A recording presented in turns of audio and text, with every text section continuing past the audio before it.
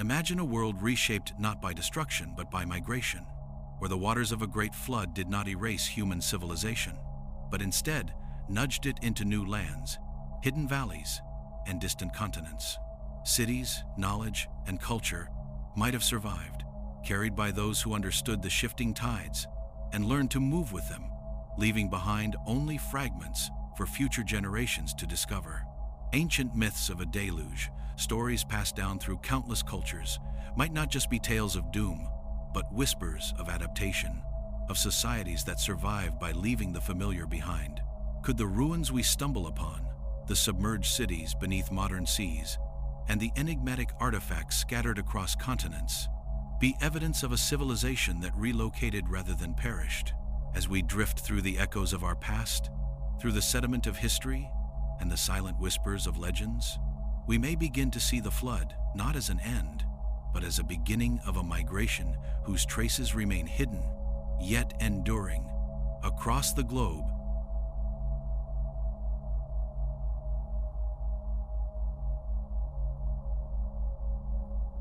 Long before the earliest written records, the world was a place of shifting rivers, rising seas, and valleys that cradled early human settlements. Some of these valleys were fertile, fed by glacial meltwaters and seasonal rains, while others were hidden pockets of abundance, where humans first learned to cultivate, trade, and build structures that would endure for centuries. When the waters began to rise, sweeping across plains and erasing the fragile traces of early cities, it was not just destruction that followed, but a profound lesson in adaptability. Communities that could read the signs, the swelling rivers, the changing rainfall, the shifting tides were the ones who survived, carrying with them tools, knowledge, and traditions that would later seed new civilizations in distant lands. Legends of a great flood appear in nearly every corner of the world, from the Epic of Gilgamesh in Mesopotamia, to the stories of Manu in India, to the accounts of Noah in the Hebrew Bible. Each myth speaks of destruction, of water covering the earth. Yet in all of them there is a hint of survival, of chosen groups preserved to rebuild society. Perhaps these myths are not merely allegories or religious warnings. Perhaps they are the memories of a massive migration, of people who recognized that survival required leaving the familiar behind. Archaeological evidence suggests sudden abandonments of settlements in low-lying regions around 10,000 to 8,000 BCE, coinciding with rising sea levels at the end of the last ice age. Could these movements of people have been the first chapters in a hidden story of civilization's relocation? Some coastal cities that are now submerged may have been far larger and more sophisticated than we imagine.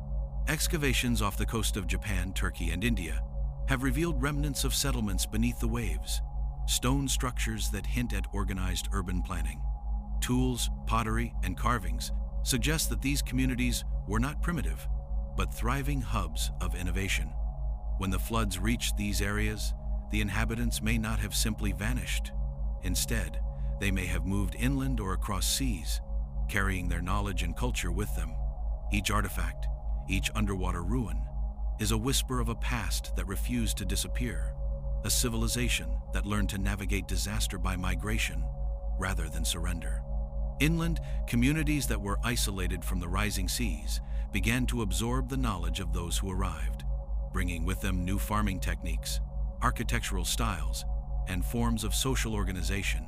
The fusion of cultures may explain sudden leaps in technological and artistic development in places far from the flood's epicenters. In Egypt, for example, the early dynastic period shows remarkable advances in construction and irrigation, which some scholars argue may have roots in older, forgotten cultures displaced by rising waters elsewhere. Similarly, early settlements in Mesopotamia reveal a sudden sophistication in city planning, suggesting that migrants brought with them not only survival strategies, but also the memory of lost urban centers. Migration is rarely linear. Rivers may have served as natural highways, allowing displaced communities to move in stages, creating networks of trade and communication.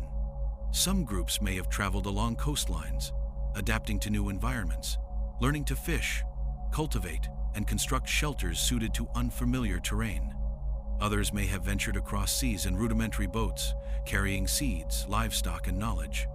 These movements were likely perilous, yet they ensured the continuity of human culture. Each relocation was a choice between risking the flood's wrath or seeking survival in uncharted lands, and those choices left traces in myths, artifacts, and the genetic threads of modern populations. The notion that civilization could relocate rather than perish challenges our understanding of history. Archaeologists often interpret sudden shifts in settlement patterns as signs of catastrophe, yet they may also represent strategic adaptation. Stone tools found in inland regions that mirror coastal styles suggest that people moved deliberately, preserving their techniques rather than abandoning them. Similarly, linguistic patterns hint at migrations that trace back thousands of years. Words, idioms, and stories may have traveled with migrating groups, forming the basis for later languages and cultural traditions. In this sense, the flood could have been a catalyst for the spread of ideas, not just the erasure of them. Ancient myths of divine warning may also contain kernels of truth about these migrations. In some accounts, deities instruct humans to build arks, climb mountains, or seek refuge in distant lands. These instructions, framed in symbolic or spiritual language, may reflect the practical knowledge needed to survive rising waters. Communities that followed such guidance would have been better equipped to relocate successfully, preserving both their lives and their culture. In this reading, myths are encoded survival manuals, teaching future generations the strategies used by ancestors to endure cataclysmic environmental change. Interestingly, some archaeological evidence suggests that displaced civilizations did not move in isolation. Interactions between migrants and local populations may have sparked the growth of hybrid cultures, blending architecture, religious practices, and technology. For example, artifacts from the Indus Valley show similarities with Mesopotamian motifs, suggesting contact or shared ancestry. Such exchanges could have accelerated the development of writing, agriculture, and governance in ways that might not have occurred in isolation.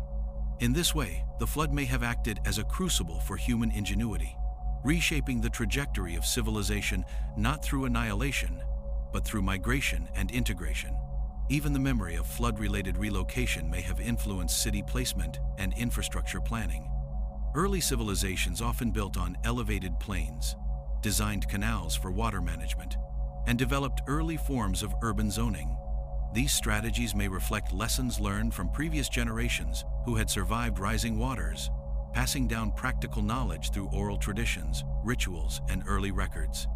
Each layer of sediment in an ancient city, each foundation stone, may thus carry the memory of a migration forced by the flood, encoded in the very design of human settlements. By reimagining the flood as a force of relocation rather than obliteration, we begin to see human history not as a series of dead ends, but as a network of survival strategies stretching across time and space. The stories we inherit, the ruins we study, and the artifacts we uncover may all be fragments of a larger narrative, one in which humanity, confronted with the overwhelming power of water, did not vanish but carried itself to new lands, preserving culture, technology, and memory along the way. In this light, the flood is not a conclusion, but a migration, a reshaping of civilization whose traces we are only beginning to piece together.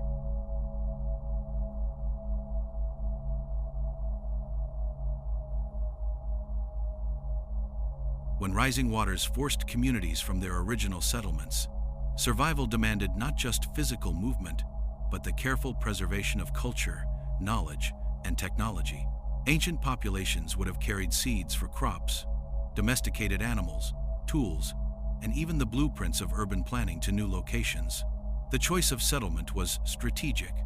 High ground, river valleys, or inland plains offered safety from recurring floods, while providing resources to sustain life. Migration became a deliberate effort to preserve civilization itself, rather than an accidental scattering of survivors.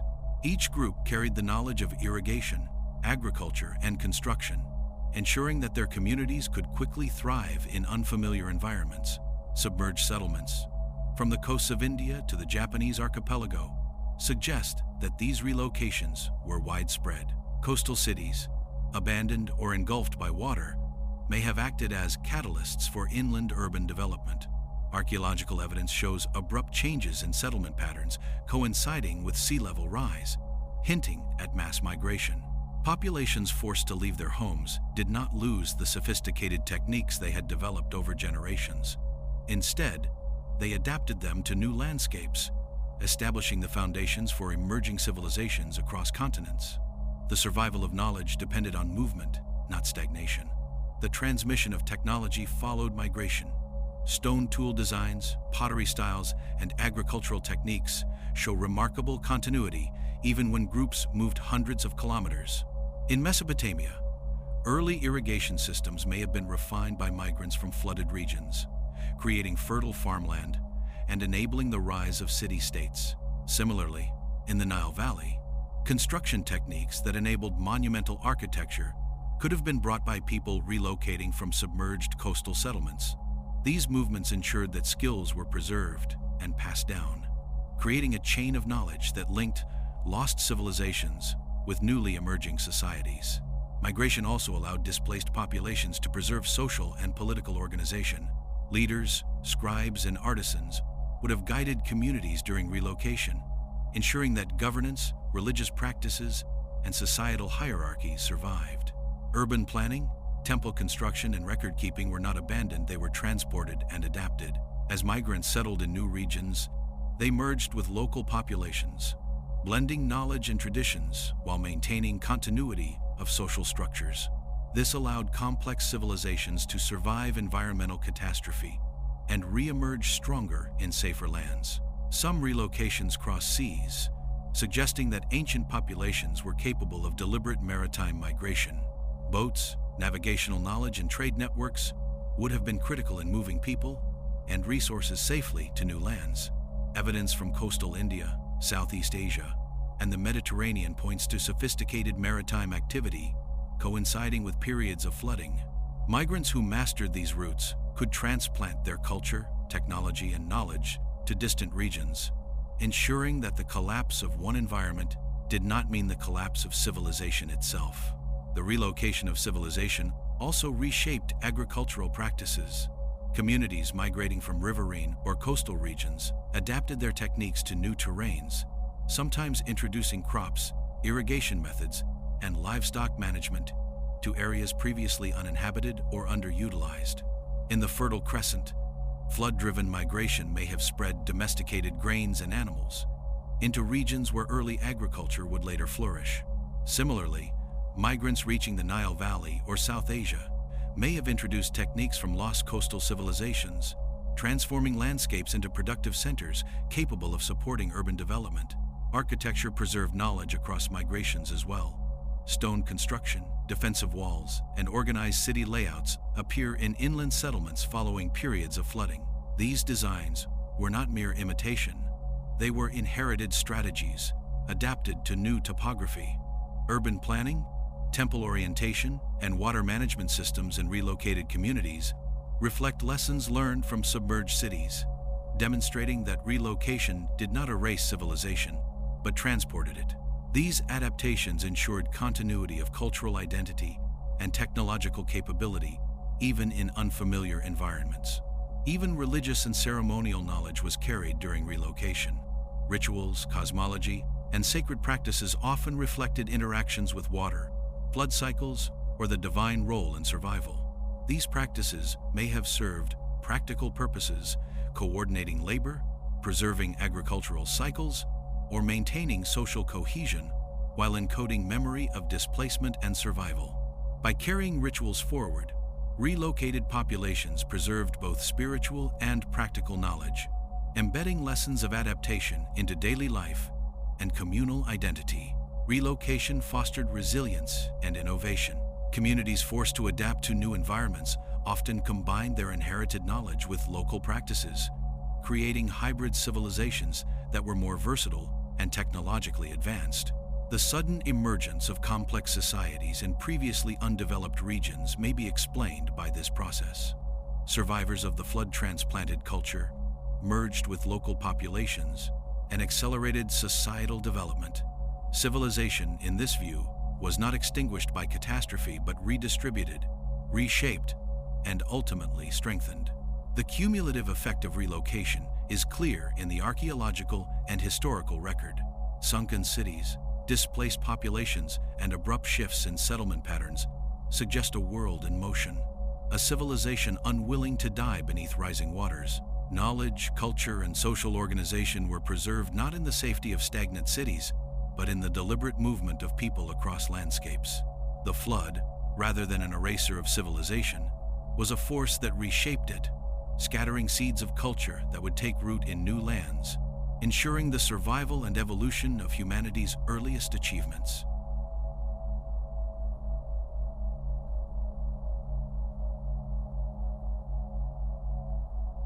As the waters receded from the flooded lowlands, the migrating populations would have sought higher ground, fertile valleys, and river basins that could support life.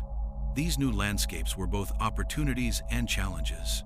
In some regions, they encountered wild forests, untamed rivers, and deserts that demanded adaptation. Yet the survivors carried with them knowledge of agriculture, construction, and social organization that allowed them to transform even harsh environments into thriving communities. Archaeological findings in the Levant suggest sudden shifts in settlement patterns during the early Holocene, with evidence of people establishing structured villages in previously uninhabited areas, hinting at purposeful migration rather than simple population growth. The impact of relocated populations on local cultures may have been profound. In regions like Mesopotamia, where early city-states emerged, we find evidence of technologies and cultural practices that appear abruptly in the archaeological record. Pottery styles, irrigation techniques, and early writing systems show influences that may have originated from communities displaced by rising waters. This blending of traditions could explain the sudden sophistication seen in Sumerian cities, where canals, granaries, and temples indicate a society with extensive knowledge of urban planning and resource management. Migrants may have been the carriers of a legacy that had survived the flood, transmitting it to societies that would later flourish into great civilizations. In Egypt, too, the traces of migration appear subtly in both art and architecture. Early dynastic tombs exhibit construction techniques that suggest knowledge of stoneworking and masonry beyond what one might expect from local resources alone. Some researchers propose that these innovations may have arrived with people fleeing inundated regions to the east or south, bringing with them knowledge preserved from lost coastal settlements. The Nile Valley, with its predictable annual floods, may have been seen as a sanctuary for those who understood the dangers of rising waters, a place where civilization could be safely replanted and allowed to grow again. Migration across seas would have been no less transformative. Ancient seafarers, likely fleeing flooded coastal plains, would have carried knowledge of agriculture, domesticated animals, and tool-making to islands and distant continents. The sudden appearance of advanced pottery, metallurgy, or ritual objects in regions like the Aegean or the Indian Ocean may reflect the movement of survivors rather than independent invention. Such migrations could explain striking similarities between cultures separated by vast distances. From symbols carved on stones to shared myths of deluge and rebirth, the spread of flood myths across continents could be the cultural memory of this global movement, encoded in story rather than in physical evidence alone. In some cases, these migrants may have encountered existing populations and created hybrid societies. The integration of displaced communities with local inhabitants would have been both complex and transformative, leading to exchanges of language, belief systems, and technology. Artifacts from ancient Anatolia, for instance, show influences from both local traditions and styles traceable to earlier coastal civilizations. Such blending could account for the sudden sophistication of early societies, where previously disparate technologies and cultural elements appear combined into a coherent whole. The flood, in this view, was a catalyst for cultural innovation rather than destruction. Trade networks may have been an unintentional byproduct of these migrations. As displaced groups sought fertile lands and safe harbors, they carried not only their skills but also seeds, textiles, and crafted goods, establishing long-distance exchanges. Archaeological evidence from sites like Çatalhöyük in modern-day Turkey suggests early trade in obsidian and other materials, hinting at extensive movement of goods and ideas. Migrants may have been the first agents of globalization, connecting regions separated by hundreds of miles, allowing civilizations to learn from one another in ways previously impossible. Religious practices also bear the mark of these migrations. Flood myths, divine instructions to seek refuge, and rituals involving water appear in diverse cultures worldwide. Some of these practices may be remnants of the original society's attempts to cope with environmental catastrophe, ritualizing strategies that had ensured survival. Temples, shrines, and sacred water sites may have been built by relocated communities who sought to preserve not just their knowledge, but their spiritual understanding of life, water, and survival. The consistency of such motifs across continents is striking, suggesting that memory of the flood and of migration was preserved and transformed into enduring religious traditions. Even early urban planning in newly settled regions may reflect lessons from prior disasters.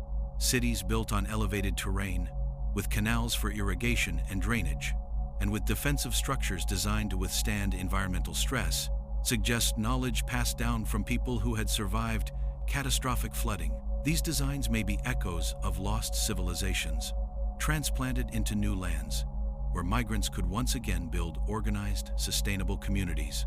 The continuity of practical knowledge, from tool-making to governance, demonstrates that relocation was not merely survival, but a deliberate effort to preserve civilization in the face of overwhelming environmental change. The genetic and linguistic evidence of human migration further supports the idea of survival through relocation. Populations in disparate regions share surprising similarities in DNA markers, hinting at movements that correspond with periods of rising sea levels. Likewise, languages contain shared roots, idioms, and mythological structures that could trace back to common ancestral groups. These patterns may reflect waves of migration induced by the flood, carrying culture, knowledge, and memory across continents, reshaping the human story without leaving overtly catastrophic markers in the archaeological record. The more we look, the more evidence emerges that the flood may have been less a period of annihilation and more a period of transformation. Civilizations may not have perished, but rather relocated, carrying the seeds of their culture into new lands where they took root and flourished anew. The myths, ruins, and artifacts we study today are fragments of that vast hidden migration, a reminder that human history is not simply a story of loss, but also of resilience, adaptation, and continuity. In seeing the flood through this lens, we begin to perceive it not as the eraser of civilization, but as the force that reshaped it, leaving traces that ripple across continents and millennia.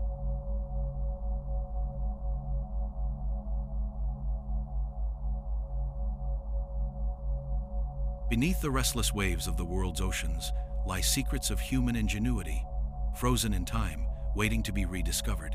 Off the coast of India, the ruins of Dwarka lie submerged, remnants of a city described in Vedic texts as the Golden Kingdom of Krishna. Archaeologists have uncovered stone foundations, walls, and streets beneath the Arabian Sea, hinting at a once thriving urban center that may have been abandoned or swallowed by rising waters. The structures, meticulously arranged and built of precisely cut stones, suggest a sophisticated civilization capable of planning, governance, and trade. Those who survived may have carried the essence of Dwarka inland, planting the seeds of culture and technology in new regions, far from the coastal destruction. The story is echoed on the other side of the world in Japan, where the submerged remains off the coast of Yonaguni have sparked debate among archaeologists and historians. Massive stone terraces, steps, and platforms lie beneath the waves, with precision that suggests deliberate construction rather than natural formation. Some researchers believe these may be remnants of an ancient city lost to rising seas at the end of the Ice Age. If this is true, the people who once inhabited these structures would have been forced to migrate, carrying their knowledge and cultural practices to islands and mainland settlements that later gave rise to early Japanese civilization. Their influence may still echo in local traditions, myths, and architectural styles. Turkey's Black Sea region offers another compelling example. Sediment cores and archaeological surveys indicate that an ancient freshwater lake, surrounded by thriving communities, suddenly inundated by rising sea levels, may have prompted mass migration. Some scholars suggest that this event could be linked to flood stories in Mesopotamian culture, including the Epic of Gilgamesh. Populations fleeing these waters may have moved southward toward fertile river valleys, bringing with them agricultural knowledge, architectural techniques, and the earliest iterations of organized city planning, contributing to the emergence of Sumerian civilization. Such migrations, driven by environmental necessity, may have shaped the foundations of urban life across the region. The Mediterranean, too, holds traces of submerged cities that hint at this pattern of relocation. Off the coast of Alexandria in Egypt, researchers have discovered ruins of harbors, palaces, and temples that once thrived along the Nile Delta before it gradually succumbed to encroaching waters.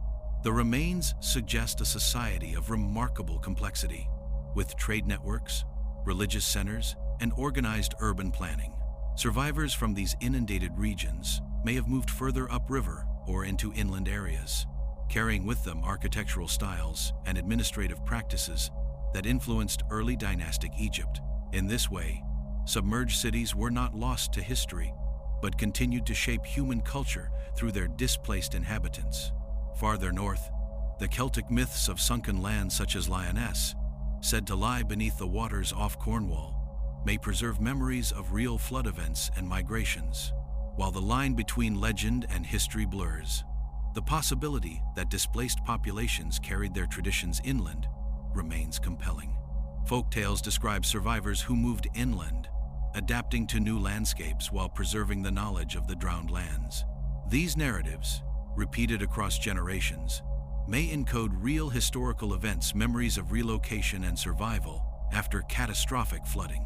Myths, artifacts, and ruins together form a mosaic, hinting at the continuity of culture, even when cities themselves vanished beneath waves. Archaeological surveys in the Mediterranean reveal that these movements were not random but strategic. Survivors often sought river valleys, elevated plains, or regions with natural defenses, allowing them to rebuild communities in environments that could sustain life. The use of terraces, irrigation, and urban planning in newly settled areas mirrors techniques found in submerged sites, suggesting that knowledge was transported deliberately. These strategies indicate that ancient populations understood not just survival, but the importance of maintaining social order, agriculture, and infrastructure during periods of relocation. In essence, they carried the blueprint of civilization with them. The Americas provide further evidence of migration prompted by rising waters.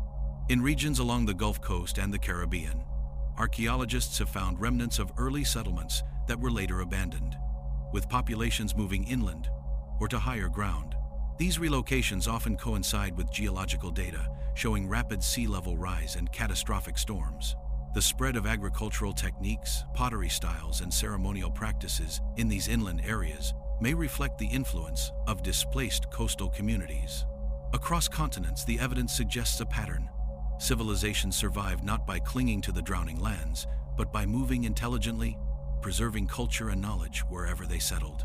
Submerged structures in the Mediterranean, South Asia, and Japan also reveal evidence of long-distance trade and maritime expertise. Boats, harbors, and stone anchors indicate that some populations may have been adept seafarers, capable of relocating across oceans.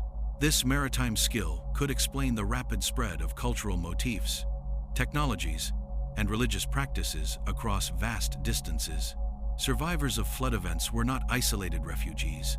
They were agents of cultural transmission, carrying the knowledge of lost civilizations to new lands, influencing societies that might otherwise have developed independently. Even today, we can trace the subtle echoes of these migrations in language, art, and ritual. Flood myths across cultures often include instructions for survival, suggesting a common ancestral memory of migration and adaptation. Architectural similarities, from city planning to temple design, may reflect the transplantation of knowledge from sunken cities to new regions. In this sense, submerged ruins are not the end of human history, but the starting points of new chapters, with survivors creating societies that preserve the essence of their drowned homelands. The study of sunken cities and their influence on relocated civilizations challenges our perception of history as a linear story of rise and fall. The evidence hints at a more fluid, adaptive process where destruction and renewal coexist. Civilization, in this perspective, is not erased by catastrophe, but reshaped by migration, leaving behind fragments that persist in myths, artifacts, and the layout of new cities. Each submerged city, each relic discovered beneath the waves, is a testament to human resilience, a marker of cultures that refuse to vanish, choosing instead to carry themselves across land and water into the future.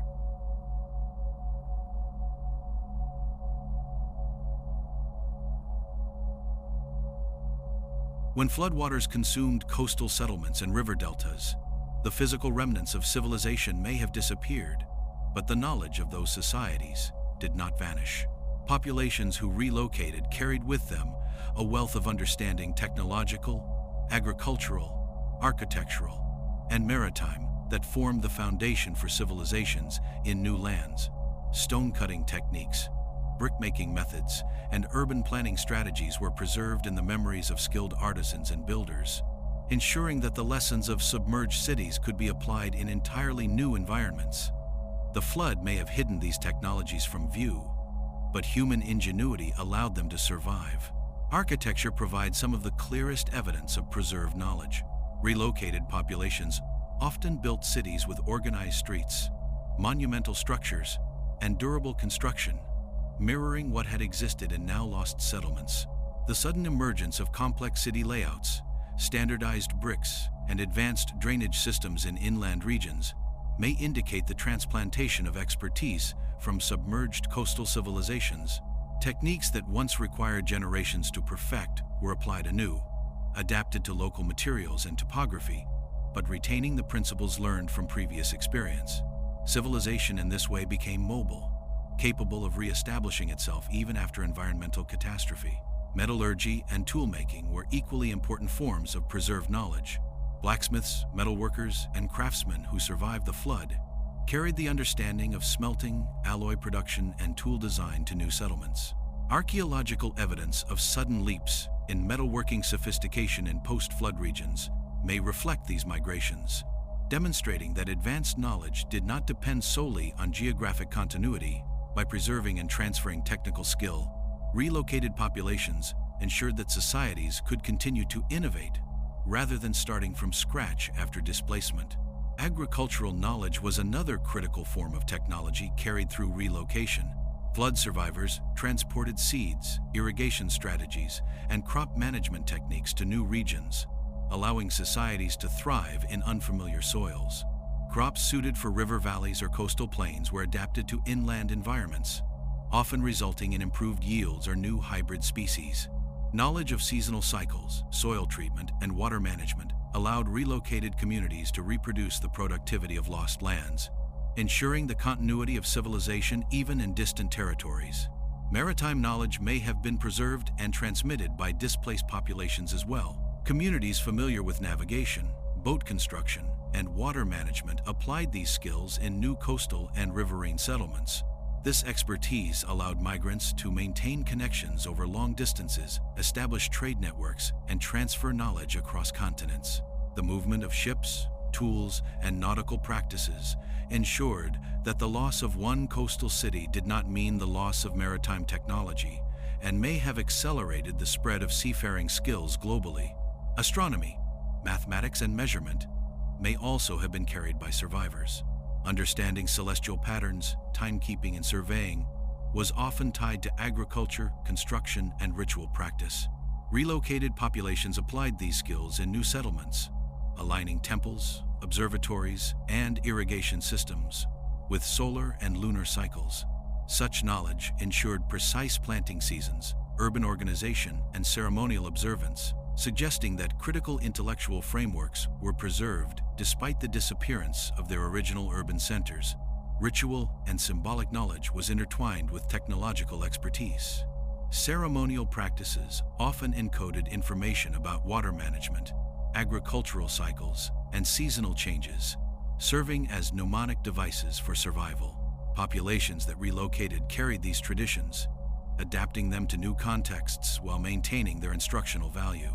Temples, shrines, and public spaces reflected both inherited knowledge and innovation, acting as repositories for techniques, measurements, and organizational strategies critical to the functioning of relocated societies. Trade and craft specialization reflect another form of preserved technology. Migrants required raw materials, tools, and expertise to rebuild communities, prompting the continuation of skilled trades. Pottery styles, weaving patterns, and metalwork techniques retained in memory were reproduced in new regions, allowing advanced production to continue uninterrupted. The continuity of craft knowledge across relocated settlements indicates that technology, skill, and artistic expression were deliberately preserved and transmitted, forming a hidden web of continuity beneath the apparent disruption of the flood. Even warfare and defense technologies may have been preserved. Knowledge of fortifications, weaponry, and tactical organization was likely carried by communities relocating from vulnerable flood zones. Defensive architecture, walls, and strategic settlement placement in inland regions may reflect techniques honed in previous cities, applied to new landscapes. In this sense, survival through relocation was not just about finding safety, it was about transferring the accumulated wisdom of previous generations to ensure the protection and endurance of human society. The hidden knowledge preserved through relocation had profound consequences for future civilizations.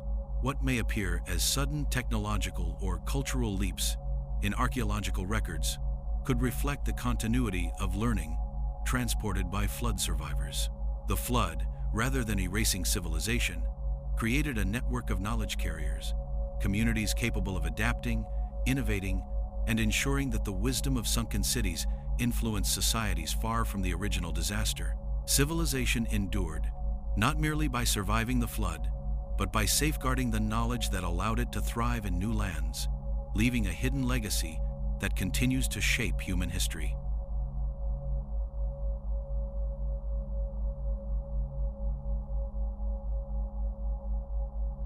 When displaced populations settled in new lands, their influence often extended far beyond survival.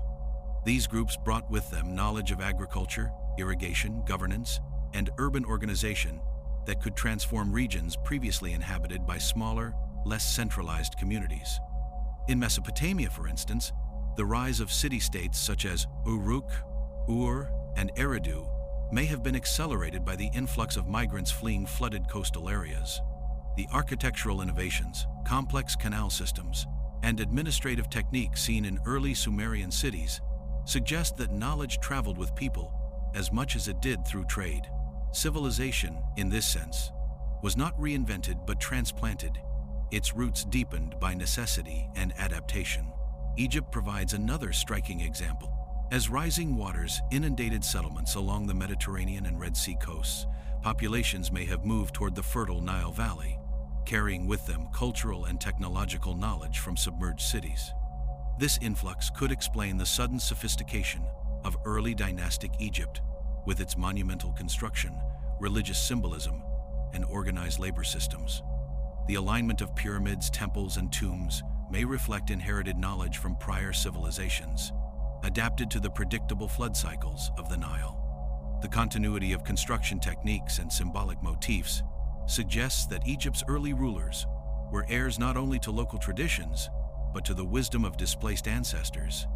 The Indus Valley civilization, with its highly organized urban planning and standardized brickwork, also hints at influences from relocated populations. Cities such as Mohenjo-Daro and Harappa exhibit remarkable uniformity in street layouts, drainage systems, and building materials, suggesting a knowledge network that extended beyond their immediate region. If communities displaced by rising seas migrated across South Asia, they may have brought with them architectural expertise, agricultural innovations, and social organization, merging with local practices to form a sophisticated urban culture.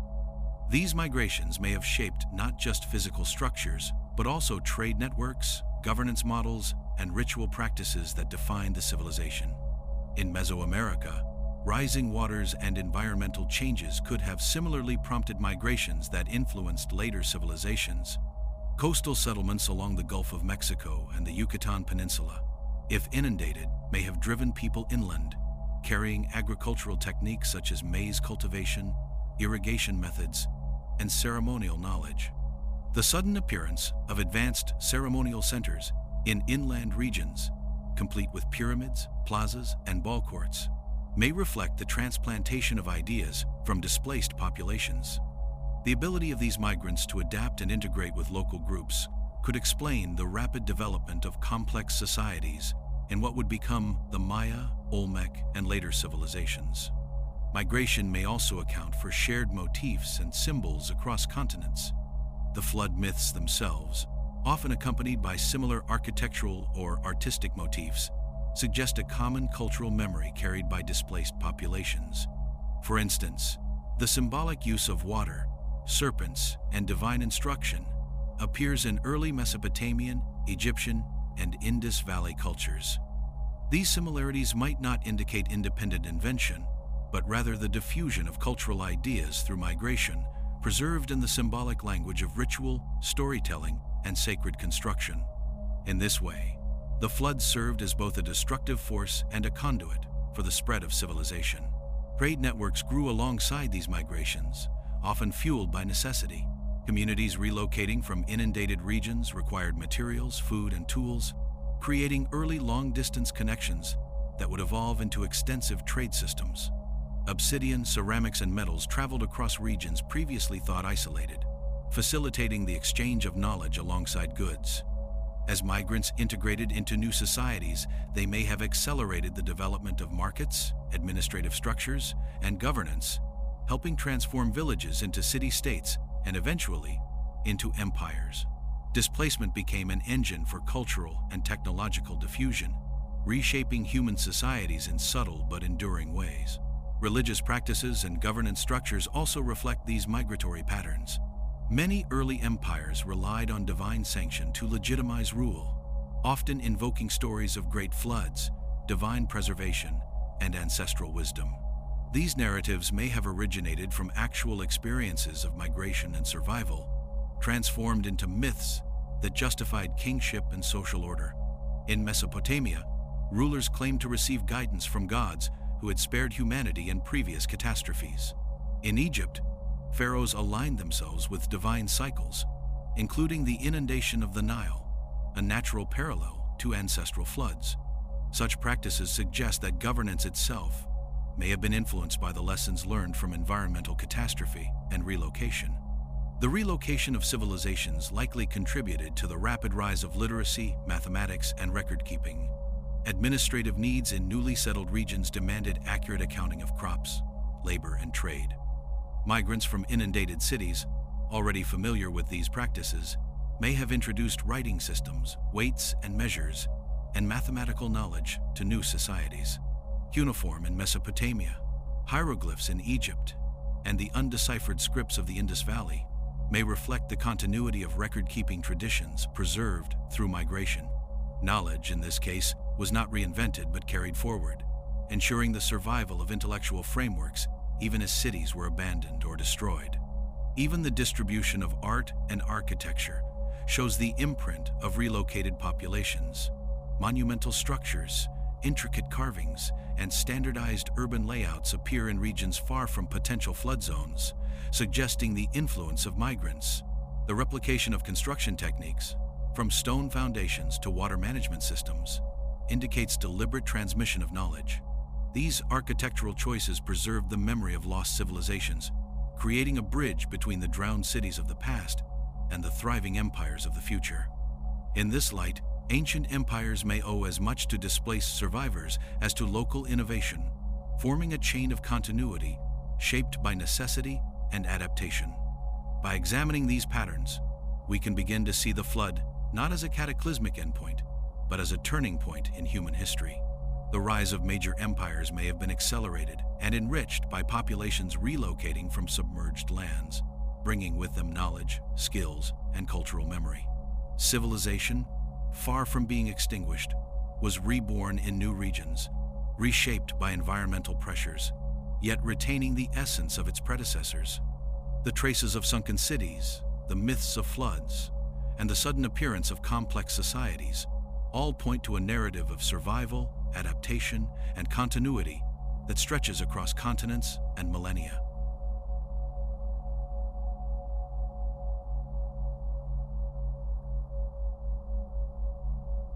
flood myths are remarkably consistent across continents, from Mesopotamia to Mesoamerica, from India to the Americas, suggesting more than coincidence.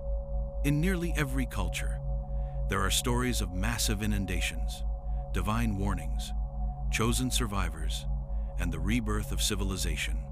The Epic of Gilgamesh, the story of Noah, the tale of Manu, and legends of the Aztec world each describe water engulfing the earth, yet always include preservation of life, knowledge, and culture.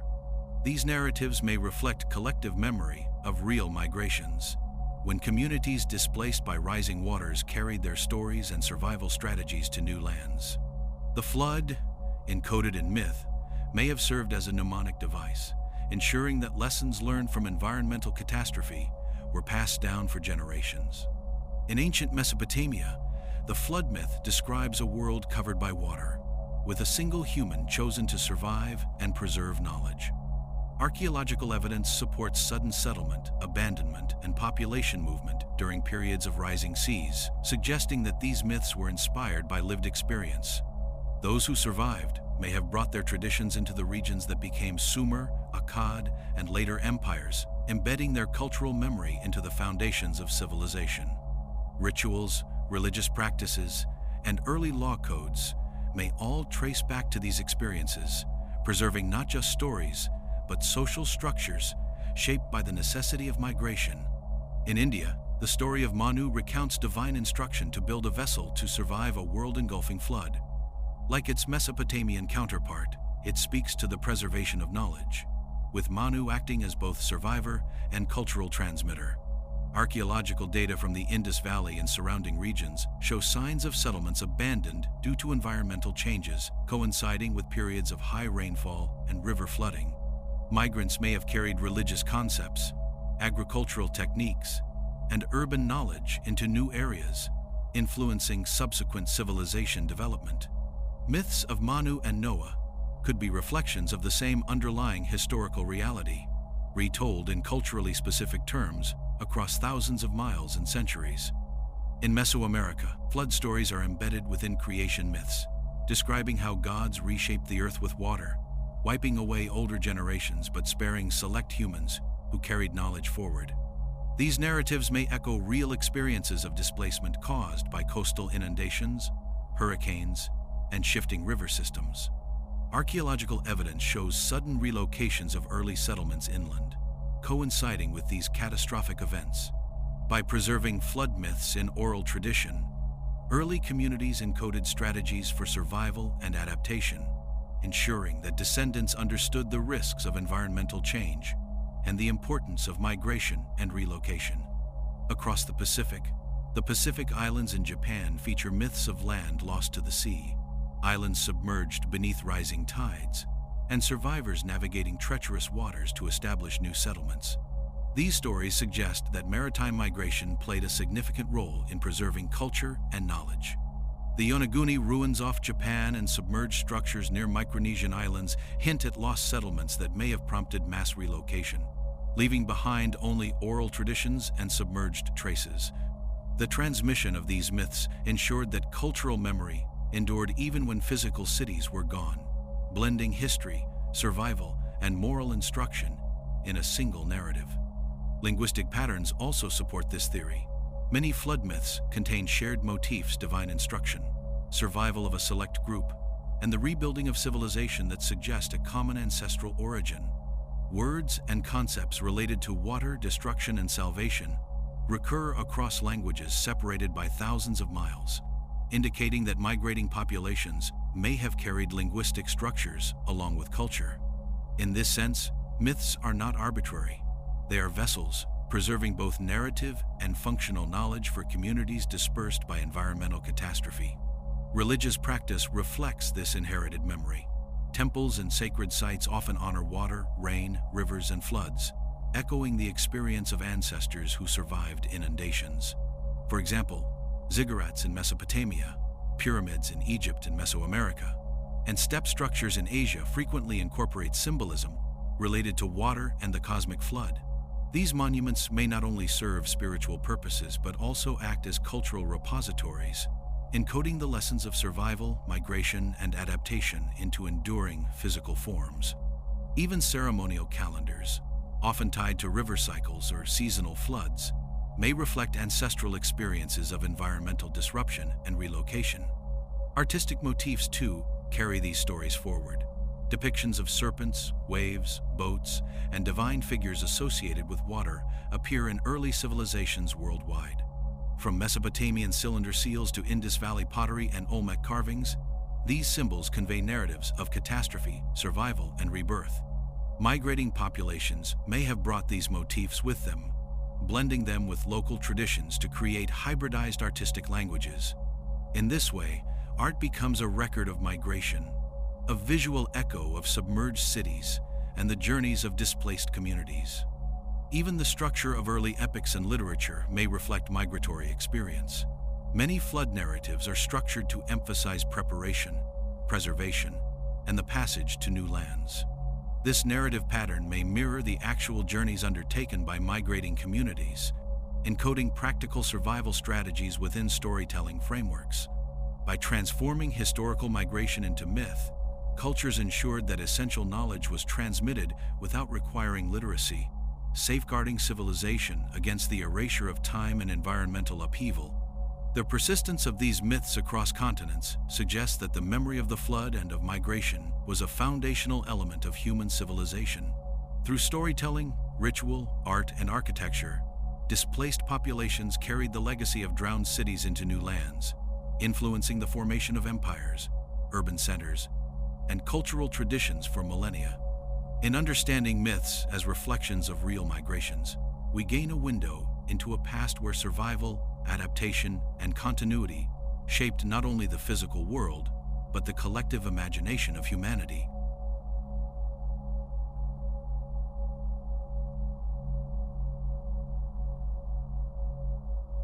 The story of human migration after the flood is not a series of isolated movements, but a network of interconnected journeys that reshaped the world.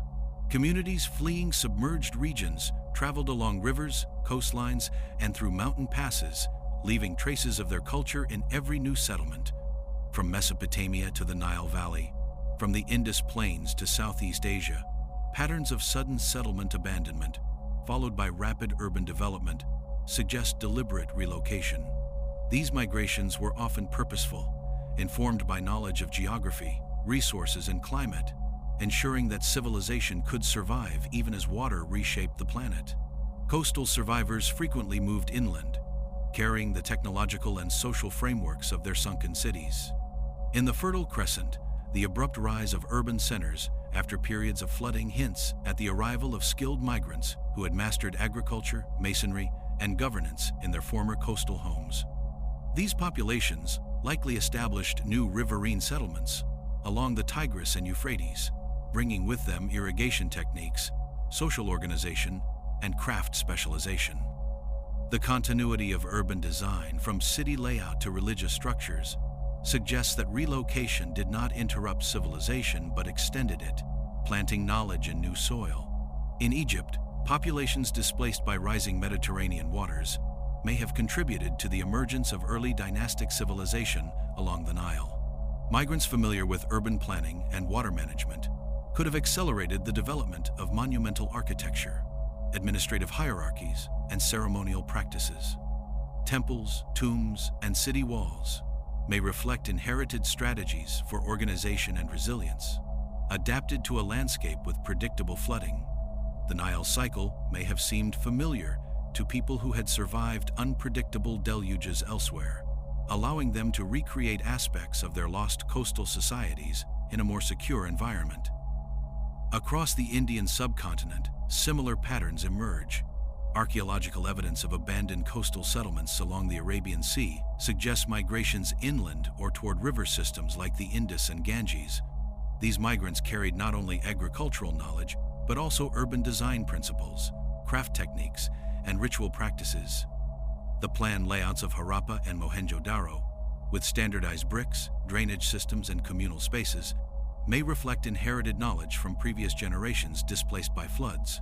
Relocation became a conduit for continuity, preserving culture and technology across space and time.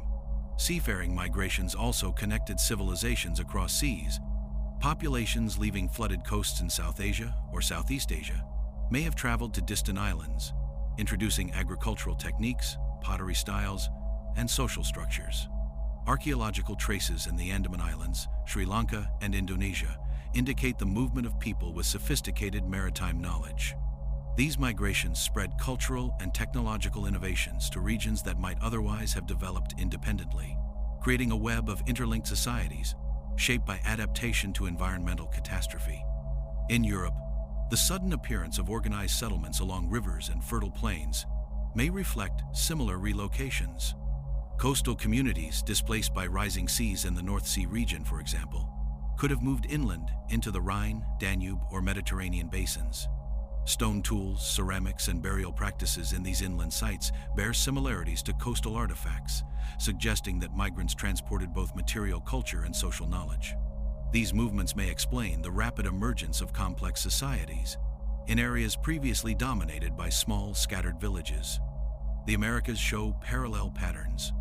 Rising waters along the Gulf Coast, Caribbean, and Pacific regions may have forced early populations inland, spreading agriculture, trade networks, and cultural practices. The sudden emergence of advanced ceremonial centers, pyramids, and urban planning in inland Mesoamerican societies could reflect the arrival of migrants carrying knowledge from inundated coastal regions. These relocations ensured that civilization continued to develop even as rising seas disrupted initial settlements, connecting communities across landscapes that would become centers of cultural innovation. Relocations were not always direct. Many migrations took place in stages, with groups pausing in valleys, plains, or coastal inlets before continuing onward. These stopovers allowed for adaptation to new resources, integration with local populations, and the spread of knowledge. Networks of migration thus created corridors through which civilization could travel, linking distant regions and allowing techniques, ideas, and cultural practices to diffuse over vast distances. A single displaced group could influence multiple emerging societies, creating a chain reaction of cultural continuity. The cumulative effect of these global movements is striking. Populations that survived the flood by relocating became the carriers of civilization, transmitting technology, agriculture, governance, and ritual practices to new lands. Dispersed communities, moving in response to rising waters, acted as vectors for innovation, allowing human culture to survive, evolve, and flourish in places far from the original flood zones. Civilization, in this perspective, is not confined to a single birthplace. It is a story of mobility, resilience, and adaptation, shaped by the imperative to survive. Understanding these migratory pathways allows us to reimagine human history. The flood may have been a catastrophic event, but it was also a crucible in which civilization was tested and preserved. Relocated populations ensured that knowledge endured, establishing the foundations of future empires and cultural traditions.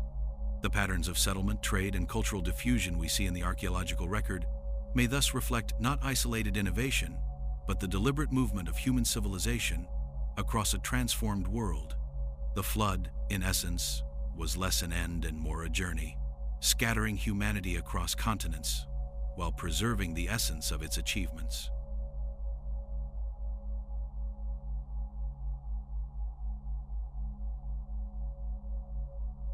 When entire populations relocated due to rising waters, survival alone was not enough.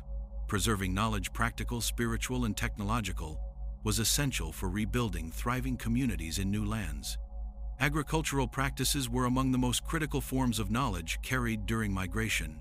Crops adapted to coastal or riverine environments were transported inland, along with the tools and techniques to cultivate them. Irrigation methods, soil management strategies, and crop rotation systems ensured that relocated communities could feed themselves and lay the foundation for future urban growth. These practices were not reinvented. After relocation, they were carefully preserved and adapted to new conditions, maintaining continuity of civilization across shifting landscapes. Beyond agriculture, architectural and construction knowledge was also transported. Populations fleeing submerged settlements brought with them techniques for building durable homes, temples, and defensive structures. Stone foundations, brick-making processes, and urban planning principles were carried to inland valleys, river plains, and mountain foothills. Evidence of abrupt sophistication in early settlements across Mesopotamia, the Nile Valley, and the Indus region may reflect these relocated populations, who integrated learned practices from lost coastal cities into new urban layouts. Relocation, in this way, became a method of cultural preservation, ensuring that engineering, architecture, and city planning were not lost to catastrophe. Tools and craftsmanship also traveled with migrating populations. Artisans and blacksmiths carried specialized knowledge of metalworking, pottery, weaving, and woodworking to new settlements. The sudden appearance of standardized tools, uniform pottery, and refined craft techniques in regions previously lacking such complexity suggests that displaced populations acted as carriers of technological continuity.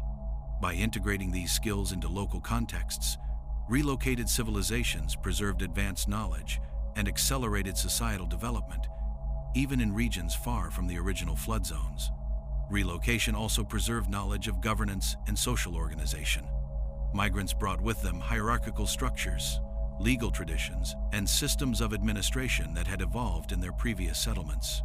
Evidence of early bureaucracies in Mesopotamia, Egypt, and the Indus Valley may reflect the transplantation of administrative knowledge by flood survivors. Writing systems, record-keeping, and taxation methods likely accompanied population movement, ensuring that new settlements could function as organized, sustainable communities.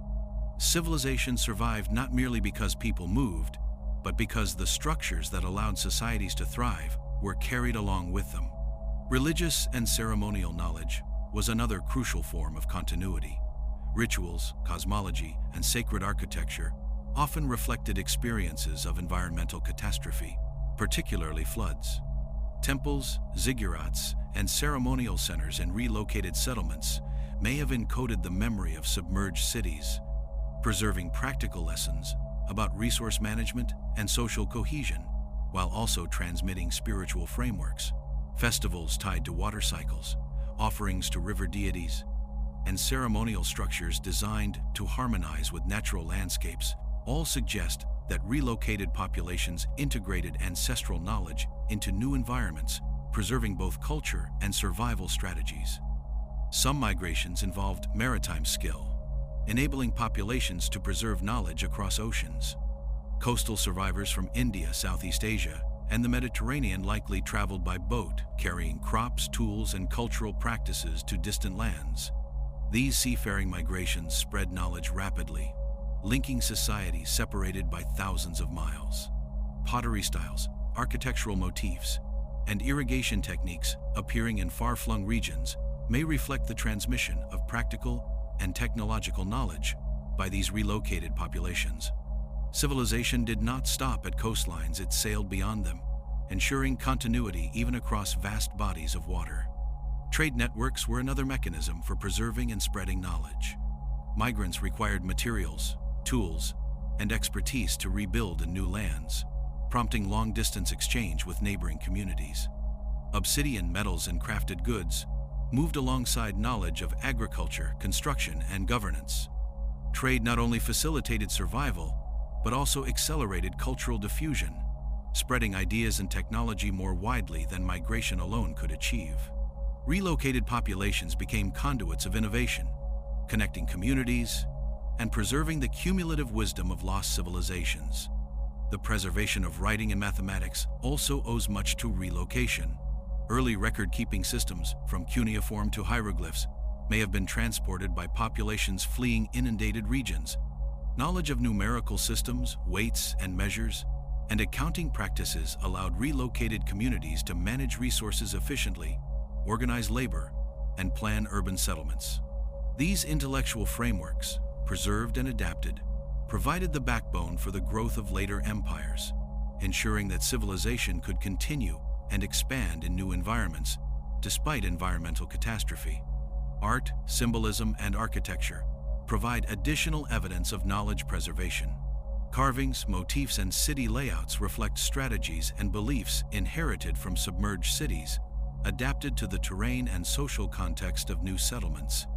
Monumental architecture in inland Mesopotamia, the Nile Valley, and South Asia may bear subtle echoes of sunken coastal centers, suggesting that relocated populations acted as custodians of both practical and aesthetic knowledge. The careful transmission of these traditions ensured that culture, technology, and societal cohesion survived the disruptive power of flooding. The cumulative effect of relocation on civilization is profound. Populations displaced by floods became vectors for survival, carrying agriculture, architecture, governance, religion, and technology to new lands. The knowledge preserved through these migrations allowed societies not only to endure but to flourish, laying the foundation for empires, city-states, and cultural networks. Civilization, in this view, did not die beneath the floodwaters. It moved, adapted, and multiplied, ensuring that the achievements of lost cities continued to shape human history long after their physical forms were submerged.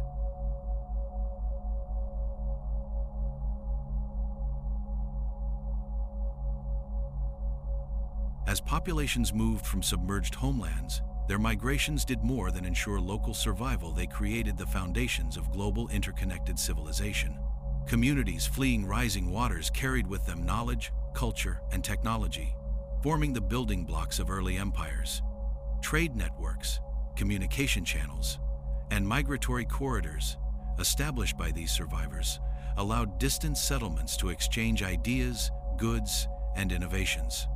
The movements of these populations may explain the striking similarities in urban planning, religious practice, and technological sophistication across regions that otherwise seemed disconnected, suggesting that the flood indirectly shaped the first interconnected civilizations. In Mesopotamia, for example, the sudden rise of urban centers like Ur, Uruk, and Eridu may have been fueled by the arrival of migrants from coastal settlements lost to rising seas. These populations brought not only architectural and irrigation techniques, but also social structures capable of managing large communities. Their experience surviving catastrophic flooding likely influenced governance models, resource distribution, and ceremonial practices. The transmission of these strategies allowed Mesopotamian city-states to thrive in environments that might have otherwise produced only small, scattered communities. Relocation thus acted as a vector for civilization itself. Egypt presents another vivid example of relocated influence. Populations arriving from flooded Mediterranean or Red Sea settlements may have introduced knowledge of construction, agriculture, and religious organization into the Nile Valley. The alignment of temples and pyramids, the development of irrigation along the Nile, and the early codification of governance may all reflect knowledge carried from submerged coastal societies. These migrants would have been adept at adapting previous urban models to a new landscape, combining experience with local resources to create thriving settlements capable of supporting the dynastic civilizations that would dominate the region for millennia. In the Indus Valley, migration likely played a similar role.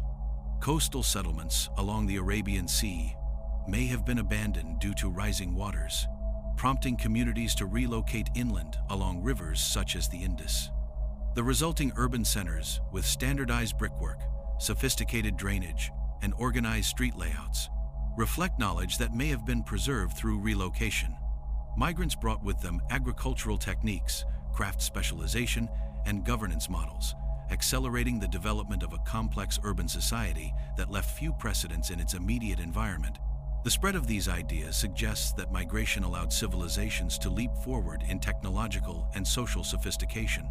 Relocated populations may also explain the appearance of shared symbols, motifs, and myths across distant regions. Flood myths, architectural elements, and religious symbolism recur from Mesopotamia to South Asia, from the Mediterranean to Mesoamerica. Rather than independent invention, these parallels may reflect knowledge transported by migrants carrying cultural memory across continents. Boats, trade networks, and migratory routes became the highways along which ideas and traditions traveled, linking formerly isolated communities into the beginnings of a global network of civilization. Trade and exchange, facilitated by migration, further strengthened early global interconnections. Communities forced to move inland or across seas maintained contact with other groups, exchanging not only material goods but also techniques and knowledge. Obsidian, metals, ceramics, and agricultural products circulated along these networks, creating early patterns of economic interdependence. The movement of people following floodwaters thus became the foundation of both physical and cultural infrastructure, connecting regions and accelerating the spread of technological and societal innovations. Even governance and administration reflect this pattern. Migrants who had survived floods in their homelands carried knowledge of organized societies, including legal frameworks, taxation, and labor management. These systems, transported to new settlements, provided a foundation for the growth of centralized states and empires. In Mesopotamia, the codification of laws and structured governance may have been influenced by displaced populations familiar with managing communities under duress. Similarly, in Egypt, administration and ceremonial hierarchy reflect lessons learned from ancestors who had navigated catastrophe and relocation, ensuring continuity of societal function in new environments. Relocation also fostered resilience and adaptability, traits essential to the rise of early empires. Populations that had survived floods were skilled at assessing new environments, managing resources, and integrating with local communities. These qualities enabled them to establish sustainable settlements capable of growing into city-states and empires. The survival-driven flexibility of relocated civilizations allowed societies to thrive despite environmental challenges, forming the structural and cultural backbone of global civilization. The cumulative effect of relocation is evident in the archaeological and historical record. Patterns of settlement abandonment, sudden urban development, shared cultural motifs, and technological continuity point to a world shaped by population movement. Sunken cities, coastal ruins, and inland settlements form a chain of evidence that civilization did not end with the flood. It moved, adapted, and expanded. The rise of empires, from Mesopotamia to Egypt, from the Indus Valley to early American civilizations, may owe as much to the strategic relocation of populations as to local invention, suggesting that migration was a primary driver of human progress. By tracing these global movements, we can see the flood as a catalyst rather than a catastrophe. Relocated populations preserved knowledge, spread culture, and laid the foundations of interconnected civilization. What might have appeared as sudden leaps in urban development, technology, or governance may have been the result of human ingenuity carried across landscapes by survivors of environmental disaster. Civilization, in this perspective, is not static. It is a story of movement, adaptation, and preservation, shaped by the waters that once threatened to erase it, but instead propelled it forward across continents and generations.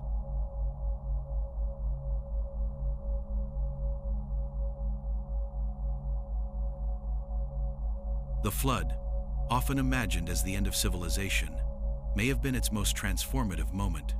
Populations forced to abandon their submerged homelands carried knowledge, culture, and innovation to new lands, preserving the essence of their societies even in unfamiliar environments. The cities they built, the agricultural practices they maintained, and the social structures they preserved became the seeds of future civilizations. Far from being erased, civilization was scattered across continents, leaving traces in urban planning, technology, governance, and religious practice. The legacies of these migrations can still be discerned in the archaeological record, in myths, and in cultural continuity that spans millennia. In Mesopotamia, the rapid emergence of urban centers after periods of flooding may reflect the arrival of displaced communities. Their expertise in irrigation, governance, and trade allowed city-states to flourish where previously only small villages had existed. Similarly, in Egypt, populations relocating from flooded coastal areas may have brought the organizational and architectural knowledge necessary to construct monumental temples and pyramids. These survivors preserved the intellectual and technical heritage of lost cities, transforming temporary relocation into a long-term foundation for empire. Civilization was not only resilient, it was mobile, capable of adapting and thriving in new environments. The Indus Valley provides a parallel story. Cities like Mohenjo-Daro and Harappa may have been shaped by migrants fleeing inundated coastal settlements, introducing urban planning, standardized construction, and social organization to previously undeveloped regions. These populations ensured continuity of knowledge, from water management to craft specialization, allowing complex societies to develop rapidly in new areas. In each case, the survival of civilization was not about returning to lost lands. It was about transplanting human ingenuity, adapting it to new environments, and allowing it to grow stronger. Migration also influenced cultural development. Myths, symbols, and rituals were carried across continents, preserving memory of the flood while embedding practical lessons for survival. Flood narratives, seen in Mesopotamia, India, Mesoamerica, and beyond, may reflect collective memory of relocation and resilience. Artistic motifs, from water symbolism to architectural forms, demonstrate how knowledge and culture were transplanted, adapted, and integrated with local traditions. These migrations created continuity in human expression, linking distant societies through shared experience, even when separated by oceans and mountains. Trade, technology, and governance benefited from these movements. Migrants transported tools, techniques, and organizational knowledge across landscapes, ensuring that the innovations of sunken cities survived. Pottery styles, metallurgy, and agricultural methods spread rapidly as populations relocated, often accelerating societal development in newly settled regions. Governance systems, legal codes, and administrative practices traveled alongside physical artifacts, providing a stable framework for emerging city-states and eventually empires. Civilization, in this sense, was not tied to geography. It was portable, adaptable, and resilient. The global patterns of migration reveal that human history is not simply a story of rise and fall, but of movement, adaptation, and continuity. Sunken cities, abandoned coastal settlements, and sudden inland urbanization are all evidence of a civilization that refused to die. Populations carried with them knowledge accumulated over generations, transforming catastrophe into opportunity.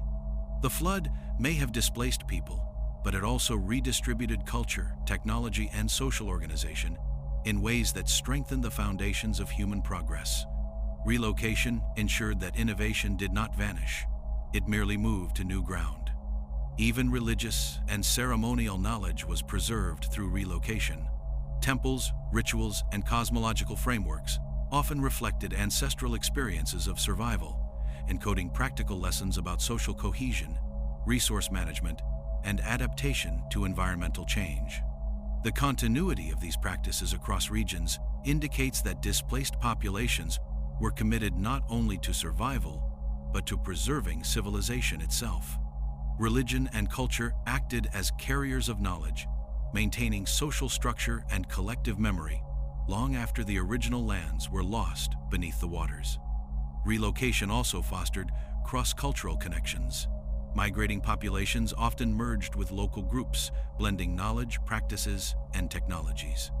This integration created hybrid societies capable of rapid advancement. The emergence of city-states, trade networks, and regional empires may be understood as the outcome of these migratory processes. Civilizations that were once thought isolated may, in fact, have been shaped by the deliberate movements of survivors, creating interconnected human development long before the age of formal empire or globalization. The survival of civilization through relocation challenges traditional narratives of history. Instead of viewing floods as purely destructive, we can see them as catalysts for adaptation, innovation, and cultural diffusion. Knowledge, technology, and social structures were preserved, transplanted, and adapted, allowing humanity to thrive in new landscapes. The remnants of lost cities, the continuity of myths, and the sudden sophistication of inland settlements all suggest a world shaped by human resilience and mobility rather than simple catastrophe. Civilization endured because people moved, adapted, and carried their culture with them. The flood can be seen not as the end of civilization, but as a turning point where the survival of knowledge, culture, and human ingenuity depended on relocation. The cities that vanished beneath the waters did not disappear from history. Their legacy continued in the hands of those who moved, adapted, and built anew. Every settlement, artifact, and myth may be traced back to these journeys of survival, revealing a story of human resilience and continuity. Civilization, in this perspective, is not tied to a single place. It is the product of movement, adaptation, and the enduring human capacity to preserve knowledge across generations and continents. The flood, rather than erasing humanity, may have ensured that its civilization lived on, transformed but unbroken.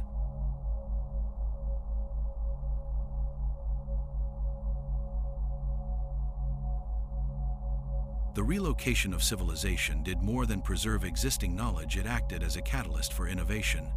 Populations displaced by floods were forced to adapt to unfamiliar terrains, climates, and resources, prompting creative solutions to challenges they had never faced before.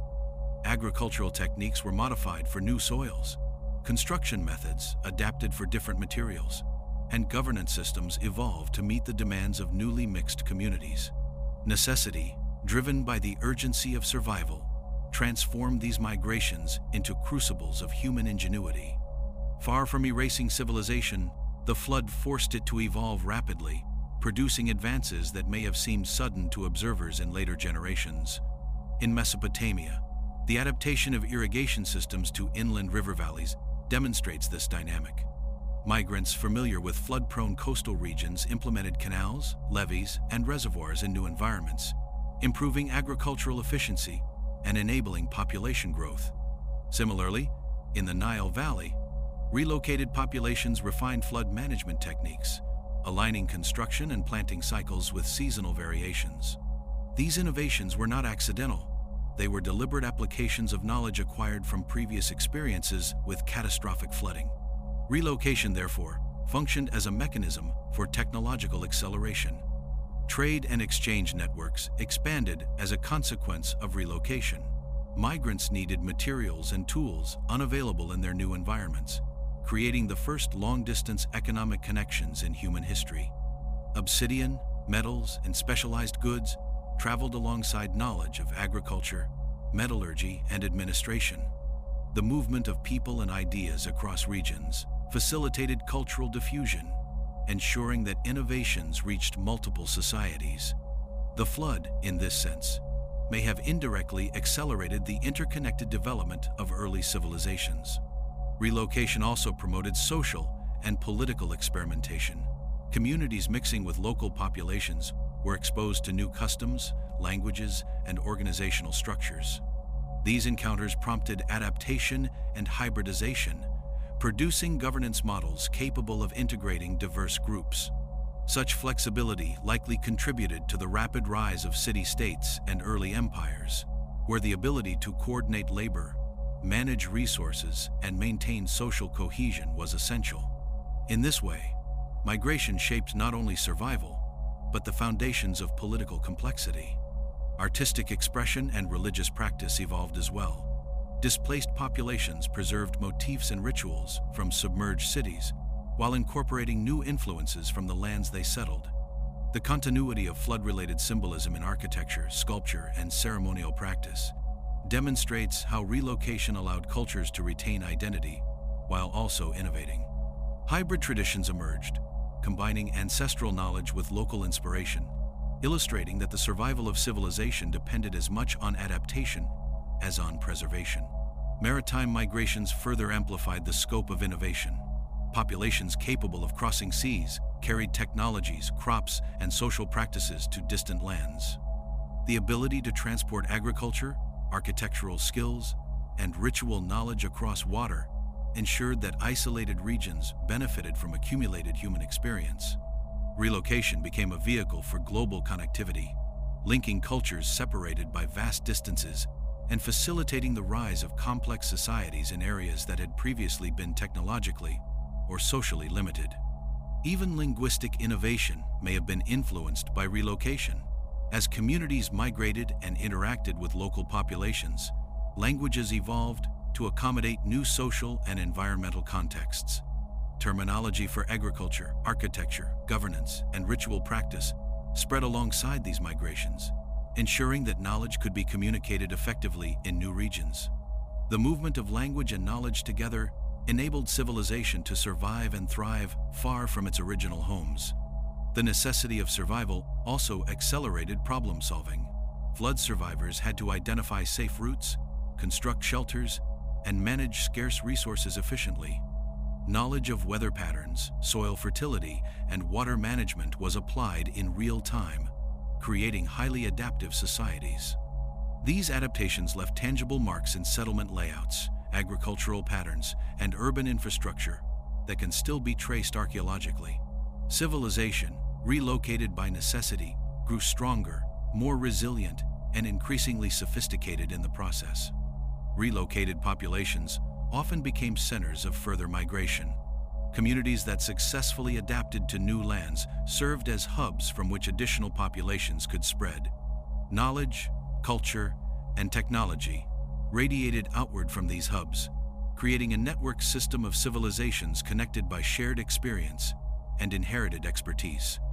The flood may have dispersed humanity, but it also concentrated wisdom, turning survival-driven migration into a powerful driver of human progress. The long-term impact of this innovation is visible in the rise of major early civilizations.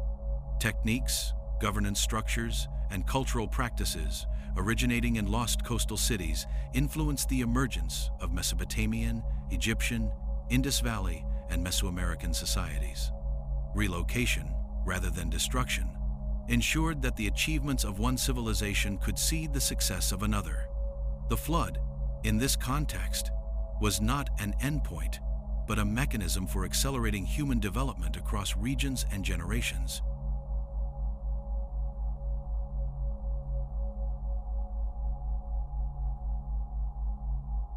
Migration after the flood was more than a survival strategy. It laid the groundwork for the first networks of communication and exchange between distant civilizations. Populations moving from submerged regions carried knowledge, resources, and cultural practices across rivers, valleys, and seas.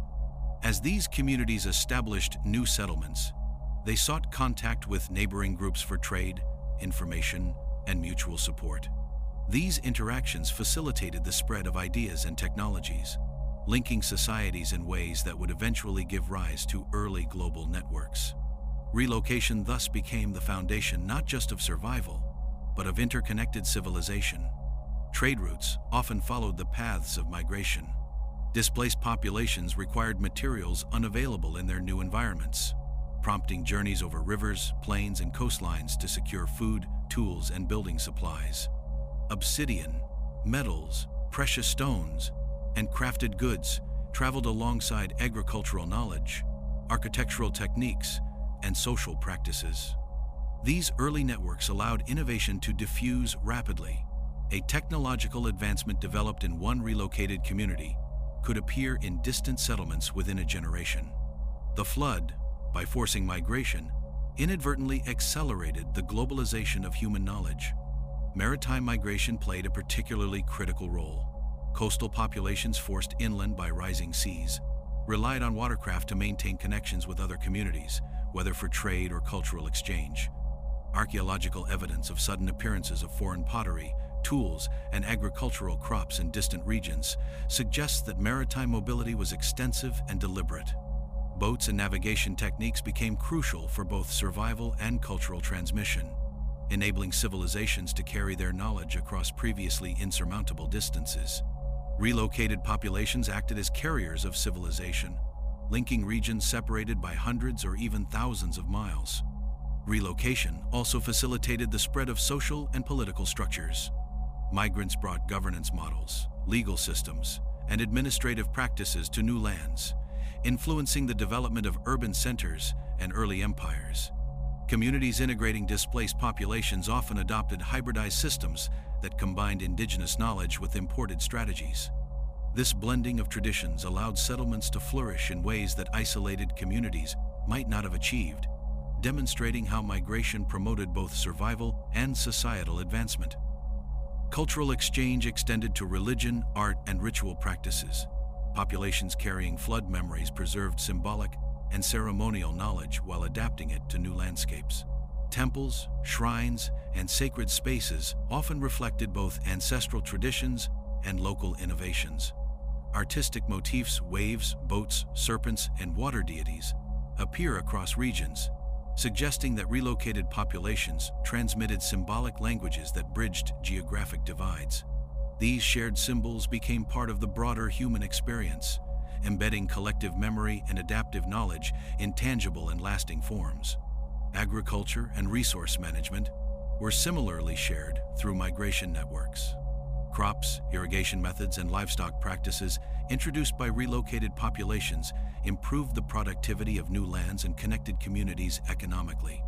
The spread of wheat, barley, and rice, along with knowledge of seasonal planting cycles, irrigation, and flood management, illustrates how migration served as a vector for agricultural innovation. New settlements benefited not only from local resources, but also from the transplanted expertise of displaced populations, creating robust and adaptable economies. Trade and communication were reinforced by the emergence of urban hubs established by relocated populations. Cities that could manage large populations, coordinate labor, and maintain infrastructure became focal points for commerce and cultural exchange. Migrants settled in strategic locations, often along rivers, coasts, or crossroads, maximizing their access to both resources and neighboring communities. These urban centers acted as nodes in a growing network of early civilization, concentrating knowledge, wealth, and innovation in ways that shaped regional and global development. The diffusion of writing and record-keeping is another legacy of relocation. Administrative knowledge, accounting systems, and symbolic representation traveled with populations as they migrated, ensuring that settlements could function effectively. Written communication facilitated trade, legal systems, and governance, connecting disparate communities over distances that would have been impossible to manage orally alone. Literacy, numeric systems, and documentation were thus preserved and propagated by relocated populations, embedding intellectual continuity into the growth of early civilization. Relocation also created feedback loops in innovation. Migrants introduced knowledge into new regions, where it merged with indigenous techniques, producing hybrid solutions to environmental and social challenges.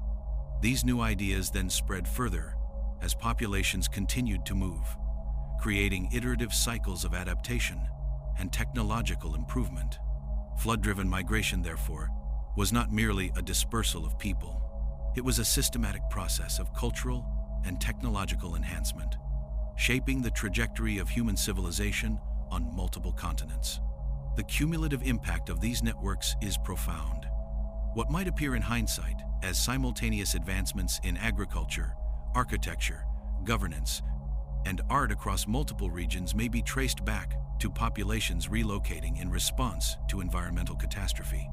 By forcing humanity to move, the flood facilitated the emergence of early global connections, allowing knowledge, culture, and innovation to survive, diffuse, and accelerate. Civilization endured not despite the flood, but because it was forced to adapt, connect, and share knowledge across landscapes that had once seemed insurmountable.